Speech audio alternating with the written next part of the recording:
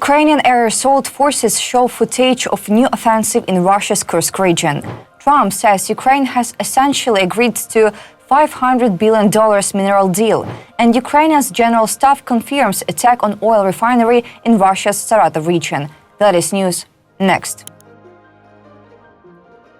The defense forces of Ukraine attacked the Russian oil refinery in Russia's Saratov region on the night of the 10th to 11th of February, reported by General Staff of the Armed Forces of Ukraine.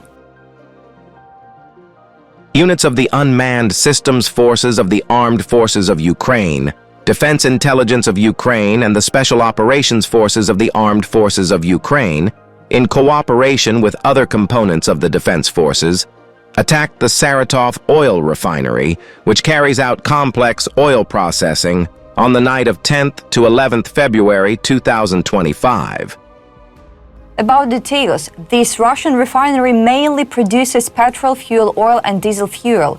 In total, it produces more than 20 types of petroleum products. The company is involved in supplying the Russian occupation army. The General Staff of Ukraine confirms the attack. A fire broke out at the facility. The results of the damage are being established. Russian local authorities and public media reported that drones struck an oil refinery in the Saratov region of Russia on the morning of the 10th to 11th of February, causing damage and the fire.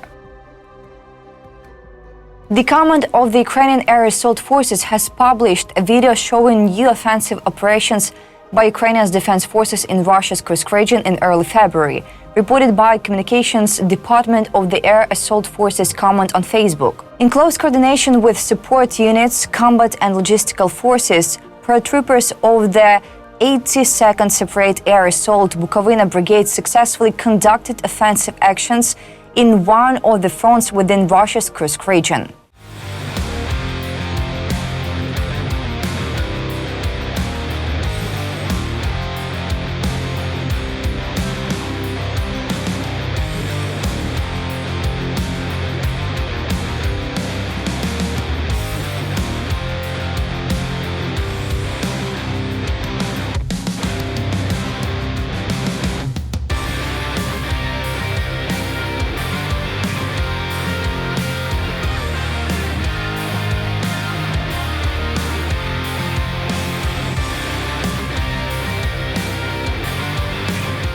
It was reported that Ukraine's defense forces managed to secure new positions and significantly improve their tactical situation as a result of a swift and unexpected maneuver for the enemy. The main target of the Russians last night was gas production facilities in Poltava region, reported by Colonel Yuri Ignat, head of the communications office of the Ukrainian Air Force Command in a comment to Ukrainska Pravda. About details, Ignat noted that Russia has repeatedly targeted Ukraine's fuel and energy infrastructure with gas production facilities in Lviv and Ivano-Frankivsk regions previously coming under attack. He explained that defending against such strikes is particularly challenging because the Russians launch a mix of aerial threats, cruise, air-launched and ballistic missiles, along with attack drones. As for the air defense response, Ignat confirmed that some missiles were intercepted and others were disrupted by electronic warfare systems. However, unfortunately, some still reached their targets. The leadership of Russia's penitentiary system removed all restrictions on the use of violence against prisoners of war in the first weeks after the Russian full-scale invasion of Ukraine began. This decision marked the beginning of years of systematic torture of Ukrainian captives in Russia prisons, reported by the Wall Street Journal. About details, the Wall Street Journal noted that Major General Igor Potapenko, the head of St. Petersburg prisons, delivered a direct message to the Special Forces units of the penitentiary service who were assigned to oversee the influx of POWs in March 2022, just weeks after Russia launched its full-scale invasion of Ukraine. Be cruel, don't pity them, Potapenko said. He said that ordinary rules would no longer apply. There would be no restrictions on violence.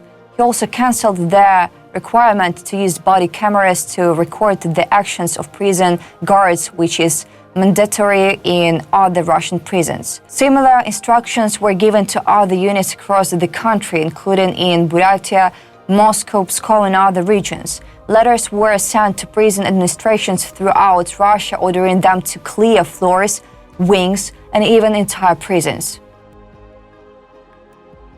Those meetings set in motion nearly 3 years of relentless and brutal torture of Ukrainian prisoners of war. Guards applied electric shocks to prisoners' genitals until batteries ran out. They beat the prisoners to inflict maximum damage, experimenting to see what type of material would be most painful. They withheld medical treatment to allow gangrene to set in, forcing amputations. Former guards confirmed that Potapenko's order was perceived as a carte blanche for violence. One of the first Ukrainian prisoners of war was Pavlo Afisov, who was captured in Mariupol in the early month of the full-scale war. The 25-year-old was transferred from prison to prison over 2.5 years. He was released in October 2024. Upon arriving at a prison in Russia's Tver region, north of Moscow, guards took him to a medical examination room, ordered him to strip naked, and shocked him multiple times with a stun gun.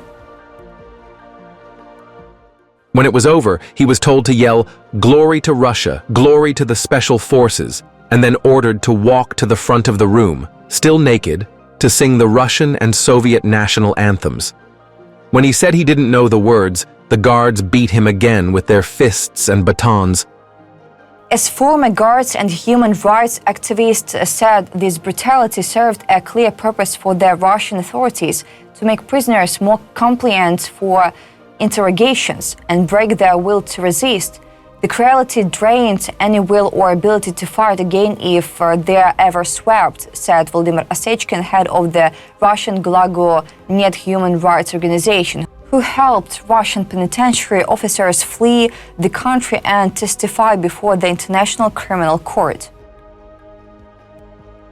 US President Donald Trump has stated that Ukraine essentially agreed to allow the US access to mineral extraction on its territory in exchange for aid, reported by the New York Post as reported by European Pravda. Trump claimed that Ukraine had essentially agreed to allow the US access to the extraction of valuable minerals in exchange for military aid, and that he is interested in such an agreement. I told them that I want the equivalent of like $500 billion worth of rare earth minerals, and they've essentially agreed to do that.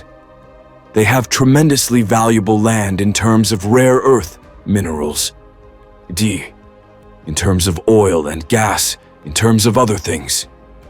I want to have our money secured because we're spending hundreds of billions of dollars in Ukraine, Ed.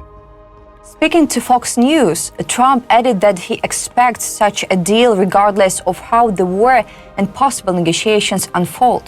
They may make a deal. They may not make a deal. They may be Russian someday, or they may not be Russian someday. But we're going to have all this money in Ukraine, Ed.